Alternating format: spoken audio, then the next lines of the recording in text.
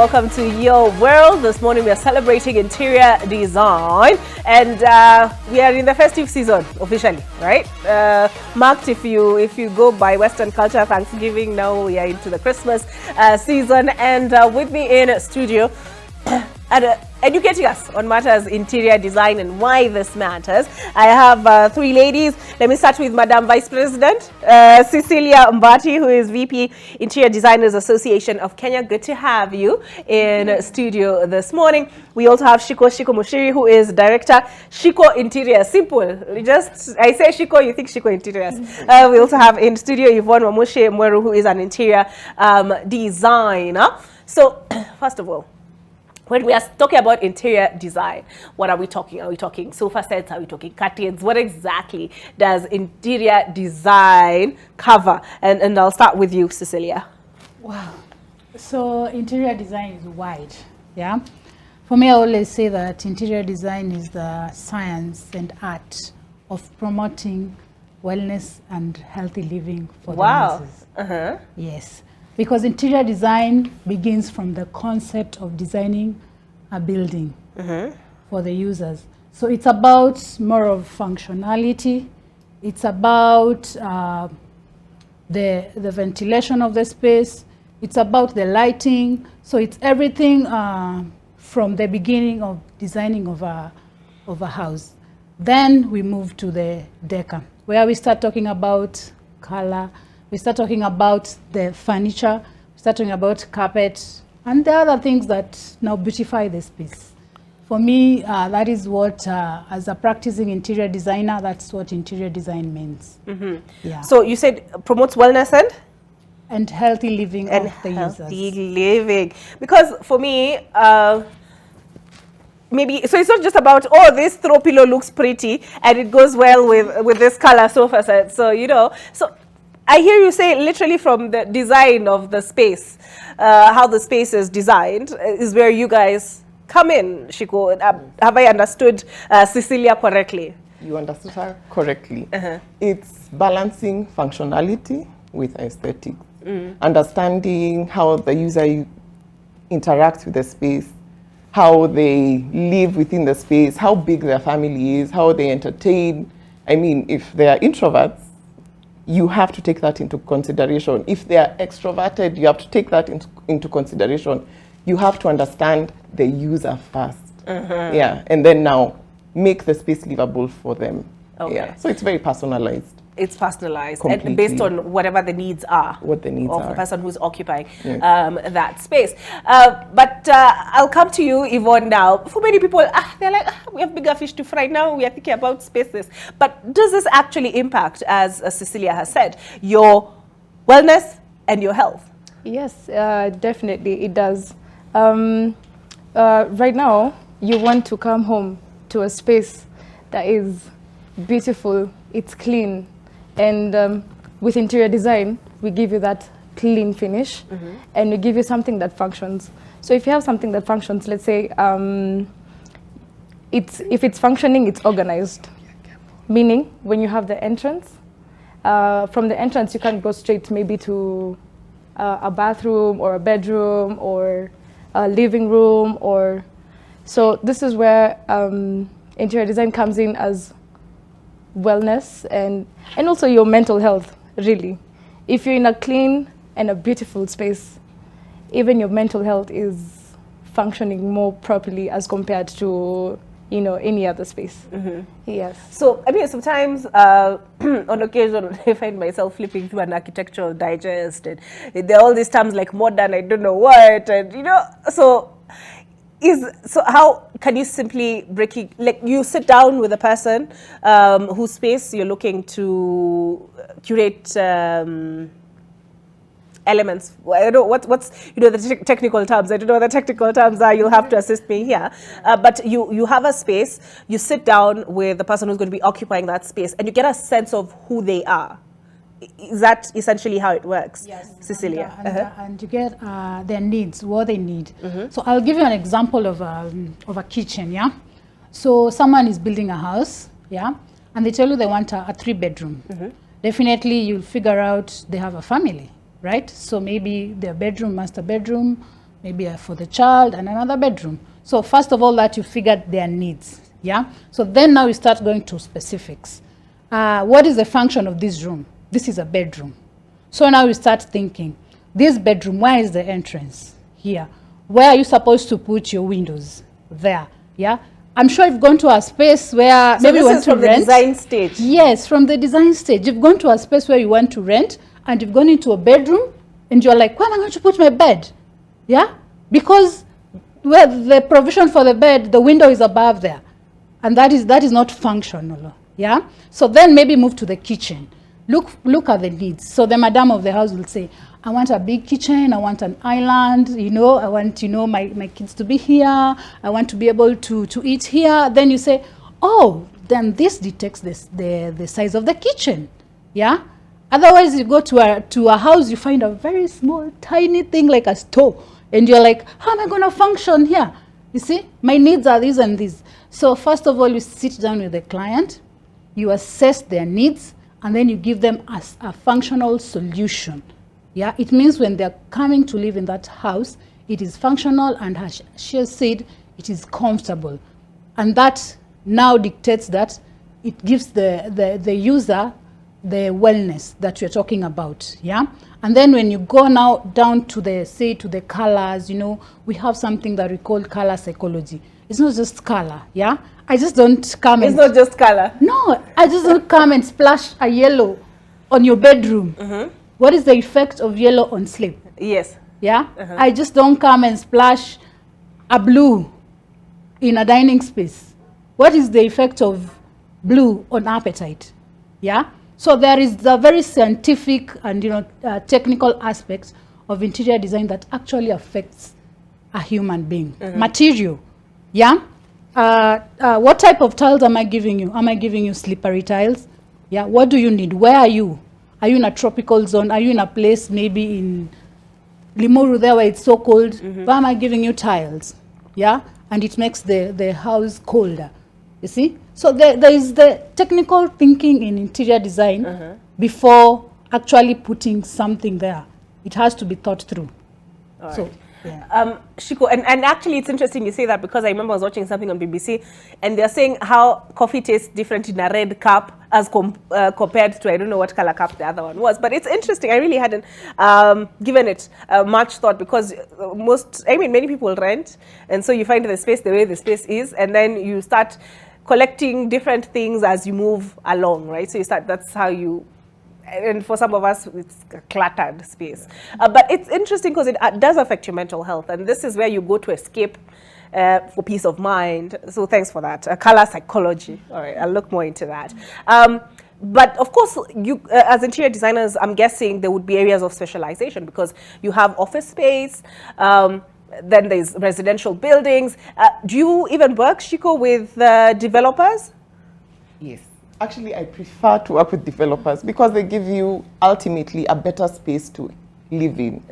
What happens with developers? They want to maximize their profits, right? So it happens that when they get me or a professional involved, we give them the best possible outcome within their budget, of course. So layout issues, especially what she's saying, window placement, storage issues. I mean, it helps the developer to get an interior designer ultimately, because their space will make sense. Yeah. So for me, yes, we work with developers, and I like to work with developers because ultimately, the space you give the client or the person who's buying or living in your space is a better space ultimately. Yeah. So I mean, it works better all round if you get on board really early in the process. Early in the process. Yeah. Because sometimes, I don't know, you're like, oh, let the architect deal with the design, let this happen. But for you, what's your preference, Yvonne? Are there specific spaces that you tend to lean more into? Not really, to be honest, because for different spaces, it gives you a different experience, it gives you a different feel, especially when it comes to seeing the result in the end. Because now if I say now I'll just focus on commercial spaces only, but commercial spaces have a different feel to residential spaces. Yes, because commercial spaces I'll focus on more lighting and how the space will function, and probably more space. But with residential spaces, it will be more of a cozy feeling, and The more or feel is less. different. Yeah, so it's different, and so I can't say that I have a preference. Yeah, what I really care about is the result in the end. But isn't like commercial spaces, isn't it just about square feet and put a table there and a chair? I mean, what else do you really need, really? No, you need to think about the workers. You need to think about productivity. What is the effect of your office on your productivity? Is the lighting okay? Is the lighting hindering the workers from working? Is the color hindering the workers? Is the space enough for whatever it is? For instance, if it's an architectural firm where people are drawing and all that, more space. Yeah, where people are calling, it's a call center and all that, and there is noise and everything. What is the effect of that space to the productivity? And then that translates to the financial income that you're getting. So even in an office environment, it's different. In a school, education is different. What is the effect of that space to the learner? Yeah. In a kindergarten, it's different. How are these kids, interacting with this space? What is the effect of that space to these young kids? They are growing. They want to engage. You see. So every space has an effect. So we can't, as interior designer, we just don't go to spaces and just put things like furniture and everything. We had an event and there was a presenter talking about designing for neurodiversity. Neurodiversity is for diverse needs and for special needs, for kids with special needs or adults with ADHD. A little bit of flicker in the light will affect that person. Yeah. The little kids maybe who have autism, you see, the color, you go and put a bright color, it just affects them. They become too hyper, So everything is supposed to be designed for the user, for the specific user. That is when you get it as an interior designer. Yeah. Shiko, I'm curious, how did you get into this space of interior design? Wow. I actually did a science course. I'm a very scientific, the way I think about things is very logical. And I worked for 2 years and I just decided this is not for me. And I started selling home stuff, retail. And then the retail space became very tricky. And someone asked me, please, you sell lamps? You come to my my house. Yeah, and that's how I did my first space and my second and my third, and here I am 10 years later. Yeah. So do you think you have a knack for it? Like, do you need because I know you're saying you're a very logical person. Must you have like an artsy side to you? Yes. Yeah. I don't think of myself as a creative. I look at it as problem solving. This is an issue I need to solve. In the meantime, I can think about the color and the furniture style and whether this tile will match that. So yes, I am a creative, but a very logical creative. So I don't know how, whether they can relate. I have my cousin, she's called Tess Malinda. She shared the photo and she's really into interior design, the poster. And she's like, this will be lit. And she said for her, why she would probably not thrive in the interior design space, although she has an eye for it, is because she says she look at her space and see its potential, and perhaps the client wants something, but she's like, no, it would look better like this. How do you handle because speaking for myself, I love bright colors. So I see a mustard, I see a lime. I just want to be surrounded by bright colors. But as Cecilia has pointed out, it could affect the quality of my sleep depending on where we put these bright colors. So how do you navigate that between So that, you know, at the end of the day, when you have your portfolio and you're showing this is the work I have done, you're not hiding it. Because you're like, woo! Tastes. How do you manage those tastes, taste differences? To be honest, I would say when I first started practicing interior, it was a big challenge because I'm one of those people as well. Because I have my own style and I think, why do you want to put yellow here? I mean, let's do this color instead. Or don't do this furniture, this will look better. But you see, I'm not the client. The client should be your first priority. You listen to what they want, and if it makes sense, then you go ahead with it. But if it doesn't, that's why you're there to guide them through. Okay, so you can come up with a couple of concepts, and then concepts that relate to what they want, and then maybe you can meet a common ground. Maybe that's how I deal with my clients. I like that. You come up with the concept, like they tell you what they would like, then you come up with a couple of concepts, and then you're able to find a common ground. Yes. Yes. But Cecilia, so there is an association, right? You're Madam Vice President.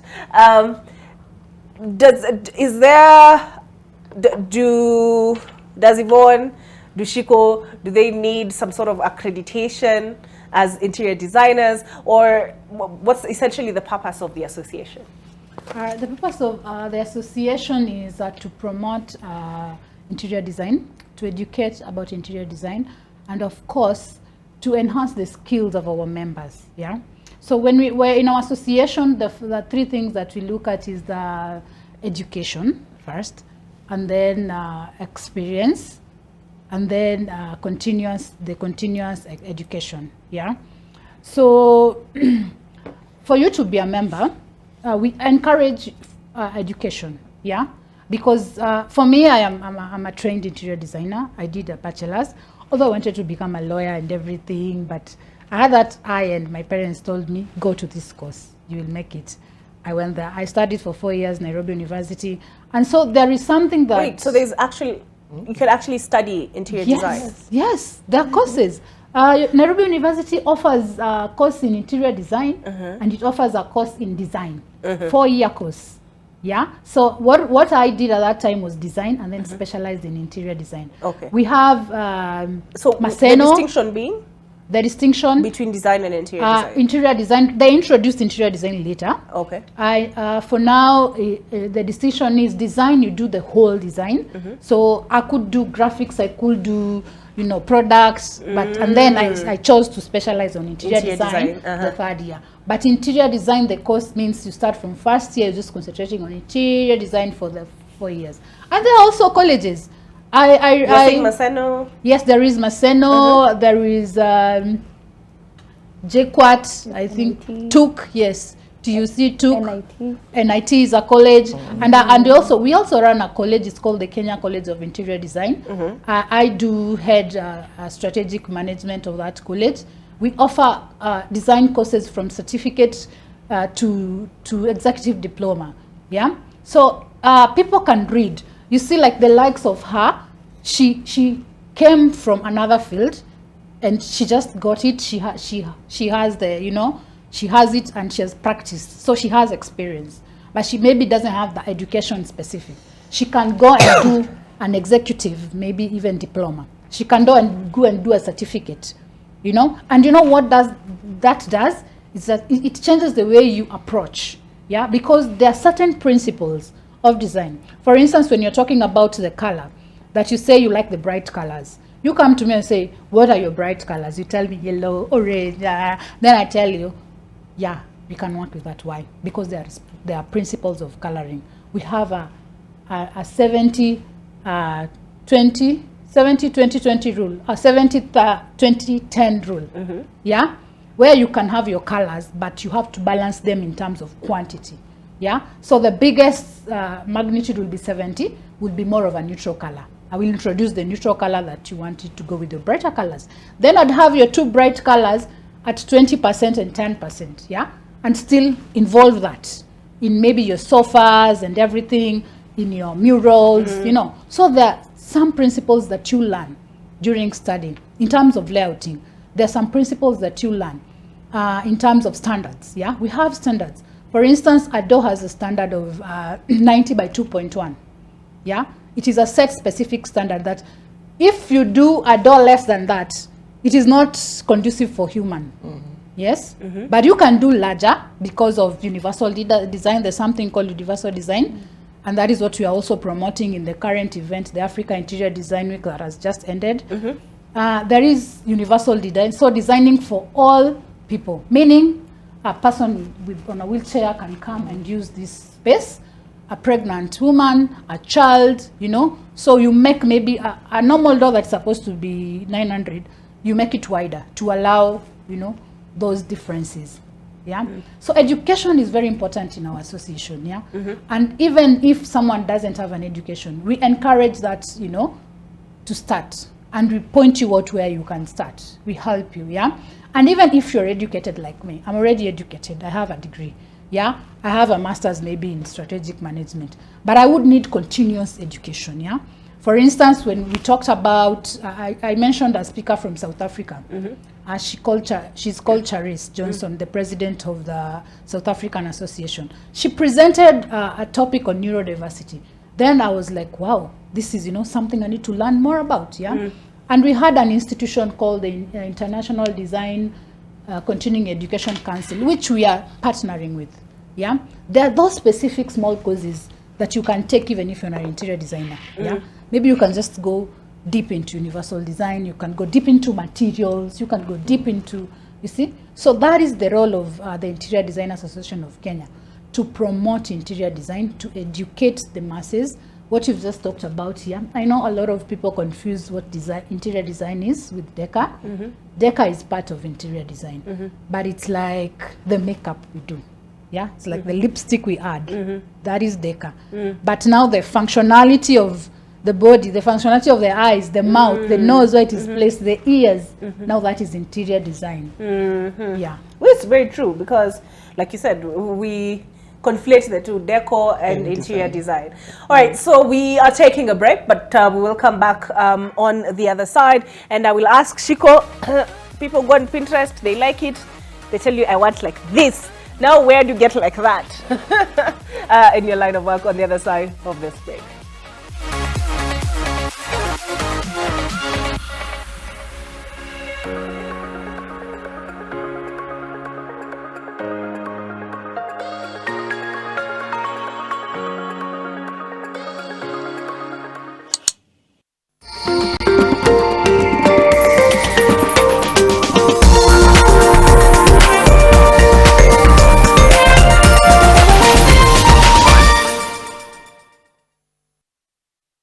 Young Scientist Kenya brings you the 6th National Science and Technology Exhibition in partnership with Kenya Innovation Week from November 27 to December 1st, 2023 at the EDGE Conference Center, Nairobi, with the theme Developing Sustainable Solutions for Climate Change. This year's national exhibition is a hybrid event bringing together 418 students from 200 schools across 38 counties, showcasing 54 projects physically in Nairobi and 154 on our online platform. The exhibition is a culmination of Young Scientist Kenya mentorship program through outreaches and coding programs. To register for this extraordinary event, visit www.ysk.co.ke.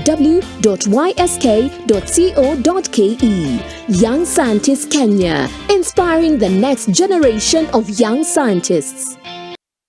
Develop a problem-solving mindset. Think critically and approach questions, challenges, and setbacks with a positive and proactive attitude. You'll gain a reputation as someone who wants to make an impact and get things done. Masinde Muliro University of Science and Technology announces the 20th graduation ceremony to be held on Friday, 1st December 2023 at its main campus starting 8 a.m. Follow us live on YouTube and Facebook page. In the heart of southern Africa, Botswana stands as a beacon, strategically located at the crossroads of the African continent. A country of natural beauties, vibrant culture, and progressive development.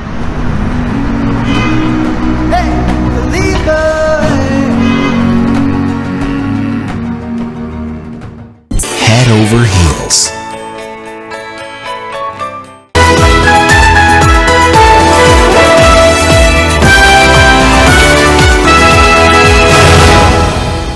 The Sport Essence is a light serum, quickly absorbed to clear dark marks.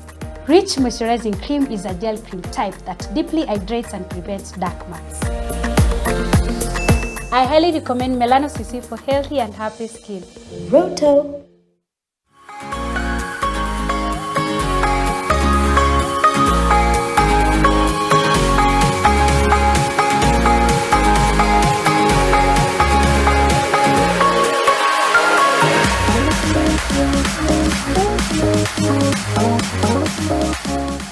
Ngara looks so pretty there. You're watching Your World, and with me in studio, we have three ladies, and together we're celebrating interior design. They're giving me a schooling. They're telling me, wait. Do not mix up decor and interior design. Interior design covers much more than just decor.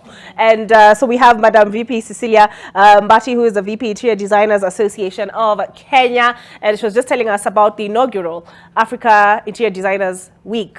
I've seen some things on the program I'll ask you about. And we also have Shiko Mushiri, who is Director, Shiko Interiors. And we have another interior designer in studio, Yvonne Wamushi Mweru. But Shiko, in terms of sourcing, so you work with a developer, you have a space, and then for those who are looking to buy apartments or houses or whatever, the reason may be there's a show, it's called a show house, yes, or a showroom, you know.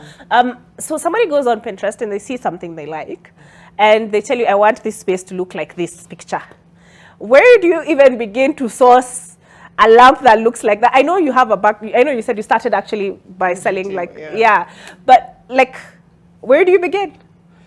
Wow, first of all, if you're going to hire a professional, allow them to listen to your inspiration and be able to translate it to your space. Because some of the things we see are really not practical for your space, right? So, for example, sectional sofas are not for every house. The L shape are not for every house.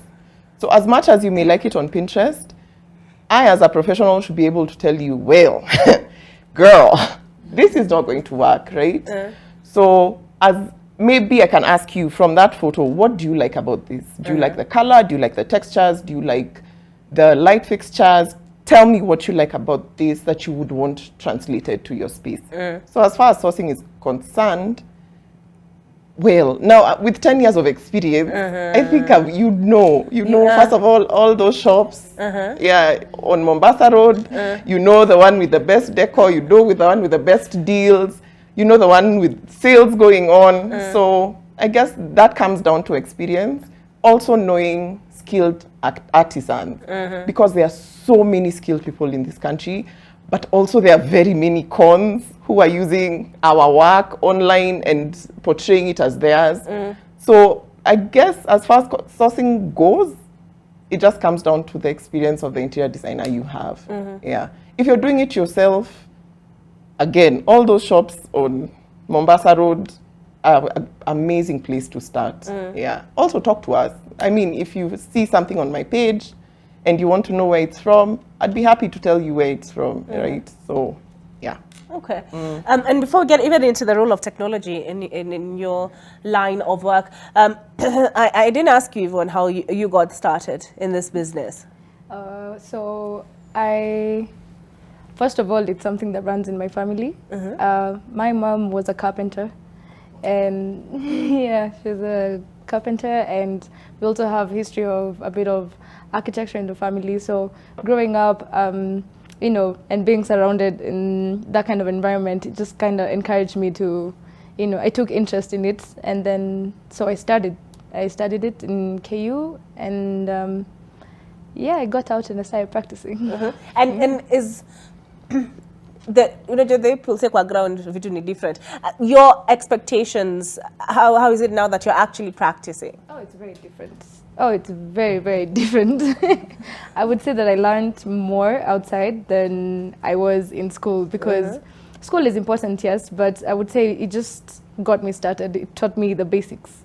Yeah, and when I got to practicing it, it's very broad. You come to learn that there's so much out there that you didn't know. And then interior design is something that's always growing, and something new will always come up. So you never really stop learning. Yeah. And I'm guessing it helps to have a community, like you were saying, like to source stuff. Like you can call somebody up and say, but I'm looking for a piece similar to this, you know, might you have an idea of where I could get it or something like that? All right. So do you work in a design firm? Yes, I work at Unlock Ventures, Unlock Africa Ventures. Yeah, we are in Westlands. We specialize in interior design. And construction in general, but our major is interior design. Yes. So I was looking at the write-up on the Design Week, Interior Design Week, Africa Interior Design Week, and looking through the program, I saw you had taking part architects, designers. Why not just interior designers? Our theme, first of all, was we thrive together. In this built environment, and every interior designer will tell you, and every architect will tell you, that we have to work together. Yeah, built environment is us coming together to make a space. So a building involves an interior designer, involves an architect, involves a structural engineer, involves a quantity surveyor. So these 4 professions are actively involved in construction, and working together is the best way to go. Yeah, because the moment you miss one of these people, and the ones that have been missing a lot are the interior designers at the inception stage. The moment you miss one who is maybe an interior designer, you end up with a small space, non-functional. You end up with a space that is not lighted. Well, the architects learn interior design as a unit, right? But interior designers study interior design for 4 years. So for me, I did strategic management. I can tell you I did financial management, but I cannot tell you that now I'm a finance expert. That is how it works, yeah? So one has more years in specializing in something, and the other has a few hours in reading something. It means that the architect has no entire knowledge of interior design than the interior designer who has specialized in it. The architect cannot go into color psychology. Has any architect ever gone to that? An architect can rarely go into the lighting, the specifics, yeah? The material choice. They rarely go into that. Their work is to work on the structure. And so that when we said all these professionals to bring them together, we were looking at uniting the industry. And that is our call as the Interior Design Association of Kenya, that we unite and give people better spaces, spaces that are working, sustainable spaces. So that is the thought that went behind bringing all these professions together. I mean, there's a time I was moving to Ruaka, and we looked at so many, looking to rent, looked at so many apartments, and I remember I kept saying, I don't like the finishing. So, you know, I kind of get the whole functionality versus and aesthetics that you were talking about, Shiko, you know. Maybe you want to shower, you don't want the loot to be there, or you know what I mean? So I get the considerations and why it's important, because it also, I assume, impacts sales of these spaces, because you want somebody to walk into a space and love the space. But do you find that there's now greater appreciation of the role that interior designers play? Of course. Okay, let me make fun. People are more aware now of Kikuyu Gothic. You know, people are more aware now than they have ever been, because they are now seeing what a space can be. That it's not colored tiles like blue on the floor, then brown on the wall, then a random pink wall. Like, there's much greater appreciation right now than there has ever been, at least. So I'm really appreciative of them just making it, of the Interior Designers Association, just increasing awareness that there's actually a profession that can make your space not just livable, but you enjoy living in the space. So yes, I really hope people just, especially developers, and today we'll talk to developers, like where just simple things like layout, please. the shower should be at the end, then the toilet, and then the vanity. It's the sink. And it can be a very simple sink, but that flow will help even the person who is using the space just to interact with it better. That if I'm just walking in to wash my hands, I won't get into the toilet or into the shower where it's simple things like that. Also, we don't need to have tiles on all the walls in the bathroom if it's not all a wet area. Things like those, that's why I'm saying we can save developers money. I mean, right? Definitely. On the front end, because if you don't pay on the front end, you'll pay on the back end. We also ultimately. did bring in developers. They were our partners in this particular event. And the Kenya, the association, the KPDA, they really did appreciate. And, we are making that, that way that we want to bring also the developer on board. And the association are our partners. So we're going to get there. Slowly, but you're going to get there. All right. You've made my day with the Kikuyu God. But just again, looking at some of the things you were discussing, and I saw even affordable housing on that list. Let me see. So building bridges, which we've sort of addressed, encouraging collaboration between professionals in the built environment. I'm learning some new phrases here. Interior design versus climate change. I remember you were talking about tiles, is it a cold area?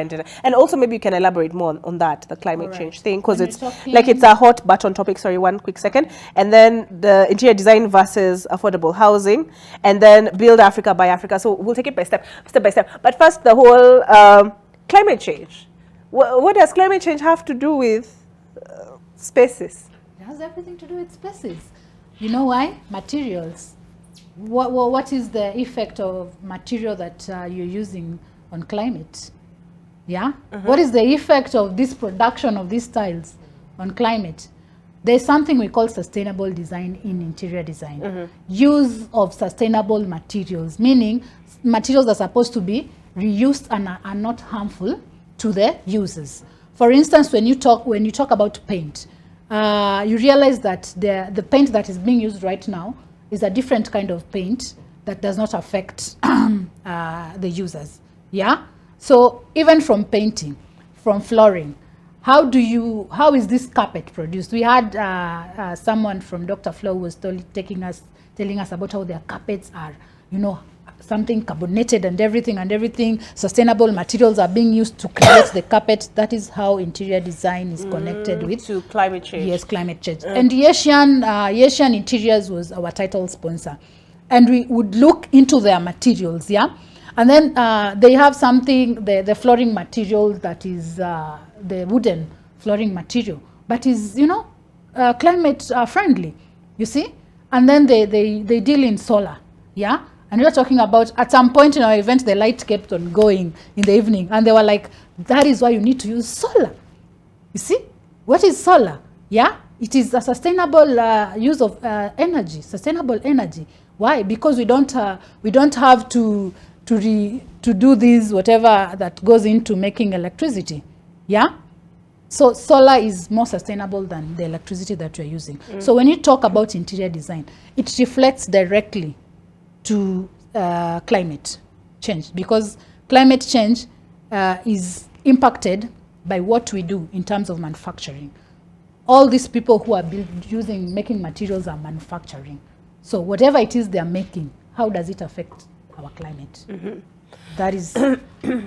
That was our major connection. How it's connected. And before we get to affordable housing, and you tell us whether nizi nyumba za Ruto ama you mean just affordable housing.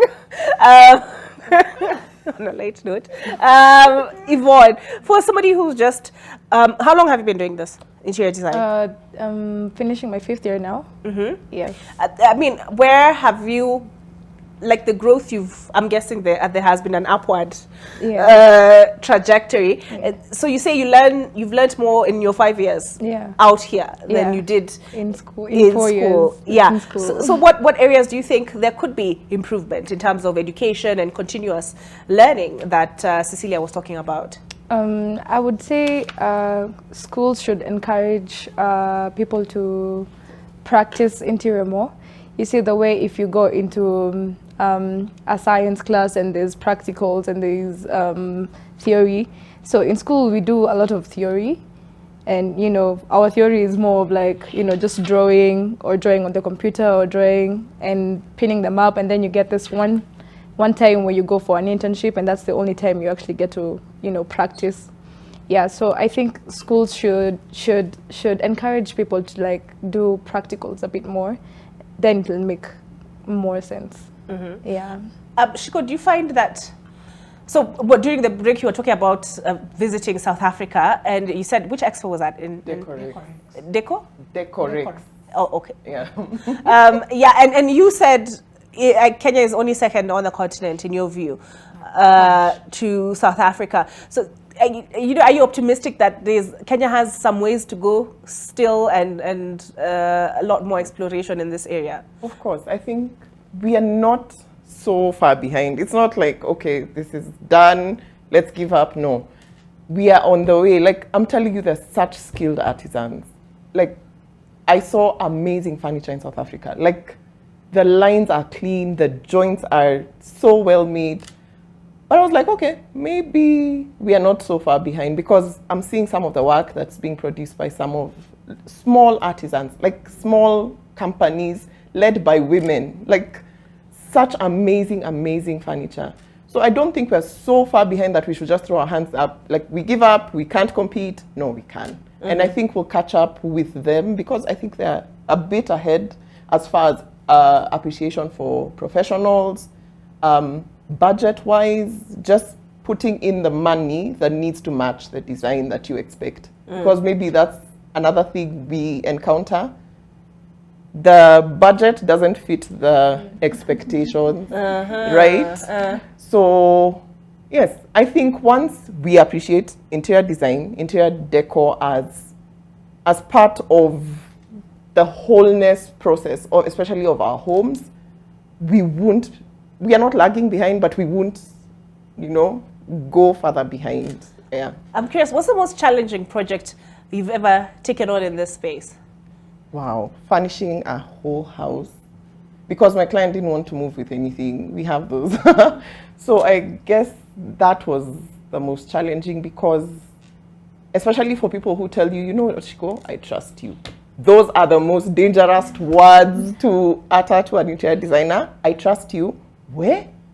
Because where do you start? What if I don't meet your expectations?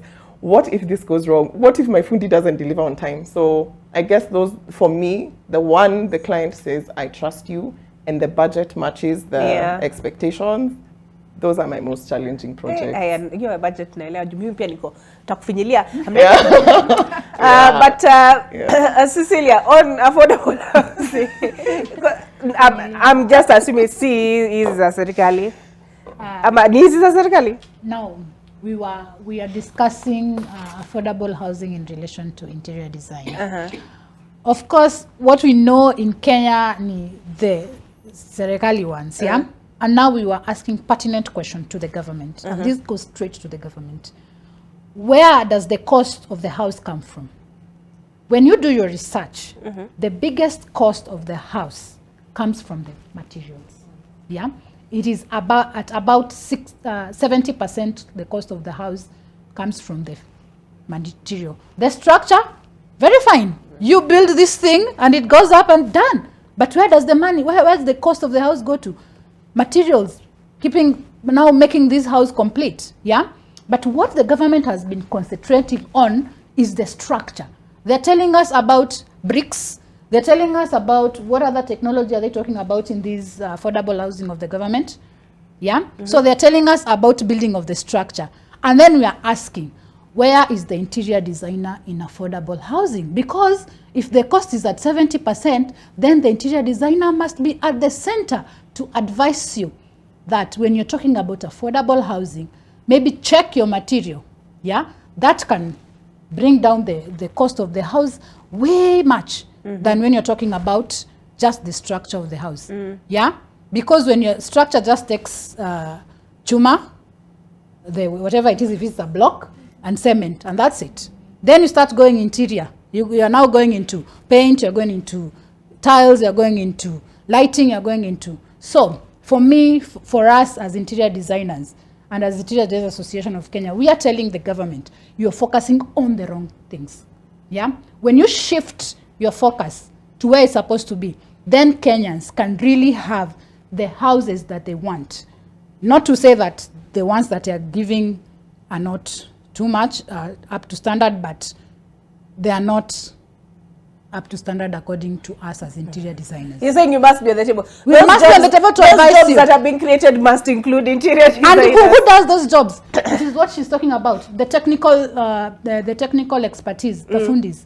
What are they doing? Interior design. Like in our college, the Kenya College of Interior Design, we are teaching these people how to do what she's saying. How to do, we have these technical courses for technicians. How to do the finish as well.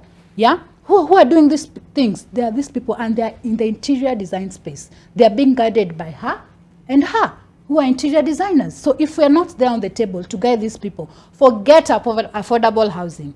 It's not going to work. That's what we were saying at the Africa Interior Design Week. So the government must sit with professions, correct professionals to guide them on how to approach such matters. That is why we are getting a little backlash, yeah? Because where is the discussion? Where is the participation? When we do that, then we can tell you clients want this and this, and I can point you to a client who says they want something affordable, yeah? And can sit down and discuss and say, what do you want in terms of affordable housing? Then you put your input there, yeah? So that is what we were talking about, collaboration and how interior design plugs in to affordable housing. Okay, yeah. Thanks for providing that clarity. As we wind up, I look at the clock. Time has flown, has it not? Like, it's really flown. Like already? But Yvonne, because I asked Shiko about her most challenging project. For you, what has it been this far? So far, my most challenging project would say, I think it was when I was dealing with kitchen and wardrobes alone. And wood is not cheap. Wood is not cheap. So if we get a client with a certain specification, and then maybe you deliver according to what they wanted at first, and then they come, they're like, no, it's not working, let's just do this again. And I know there's things like contracts that you sign and everything, but that project took longer than it should. Yeah, so I would say that was just my most challenging so far. I'm yet to experience more, maybe. Okay, but here's to more conquering of said challenges. But Shiko, transitioning into this space from not having gone to started at the Kenya College of Interior Design, or having gone to, you said KU? KU, yeah. Yeah. Was that trickier? Did it make it trickier for you to navigate this space? Yeah. First of all, interior designers measure things in millimeters. So even that alone, you're used to logically thinking in meters, 1.2. All of a sudden, you're being told 1,200, and there's mental math that has to go on, like, okay, 1,200 is 1.2. So simple things like those were really challenging at the beginning. Also establishing standards. The way she mentioned that a door must be 900 by 2.1. Like things like those. These are things that come naturally to them because they had those 4 years to process them. I was just thrown in and I have to figure things out. So yes, it was challenging at the beginning, but now I'm able to count in millimeters. Sorry to cut you short. Were you? Yeah, I was done. Oh, okay, good. So about maybe 30 seconds each. Your last word on this. Oh my gosh, we didn't even get into festivities. Oh. We need another session. So I don't even know how to plug it in at this point. I'm like, Christmas trees and lights. A soko too. And then the thing for me is always like, I have to take all this down after. And I'm just lazy about it. But just your last words on interior design. I promise you we will see how to fix it, to correct this error. But your last words on interior design, celebrating interior design this morning. So there is value in hiring professionals. I keep saying that, and I will sing it until it's in our hearts and in our minds. there's value in hiring professionals. It's a luxury service, but it's a luxury service that pays. Yeah, that not just pays us because it does, but also translates to you having a better experience with the space that you're in and experiencing your home in a beautiful way, because our homes are where we form our memories. And if you remember a beautiful space, it's part of a core memory, right? So hire professionals. That's all right. That's bottom what line. she wants you to leave this show with. Yes. Your last word, Cecilia? Yeah, just to do justice to the festivities, I would say when decorating your spaces for festivity, just look at your lighting. As we mentioned, make sure it's not too much. Look at your decor. Don't use a lot of, colors. You can even use neutral colors, Just go soft, go warm. So because it's a warm season, you want to feel close, yeah? But then what I want to say about interior design is that interior design is a profession that actually affects your life literally. When you're young, when you're old, when you cannot climb those stairs that you told the architect to give you an upper room, you remember interior design. So when you're thinking about your house, when you're thinking about a space to live in, be very specific about what you want and where you are in life and where you're headed. Yeah. So as a profession, we're saying that as an association, we're saying that we are going to do more of advocacy to let you know what is interior design and how to get what you are supposed to get. I am a politician. I ran for Westlands, so advocacy is my business. Huku naitwa mheshimiwa lakini sina pesa. Saini mimi ni mheshimiwa wa interior design, mtanisamehea. Okay. So I will just be advocating for interior design, for people to know what interior design is and how it affects your life as an individual. Okay. Yes. Yvonne, tufungie? Yes, for me, I would say interior design is you. It's how you interpret the space. It's the inner you that's coming outside, Yeah, and I would say we as Unlock, we give you that. So come by Westlands. All right. So trust me, the inner me is giving me tinsel, lots of tinsel over Christmas. Thank you very much for joining us on Your World this morning. We have had Mheshimiwa Vice President, Interior Designers Association of Kenya, Shiko Mushiri, Director, Shiko Interiors, and Yvonne Wamushi Mweru, Interior Designer, Unlock Africa Ventures. That's it for Your World. My name is Olive Burrows. Been sitting in for Winnie Lubende.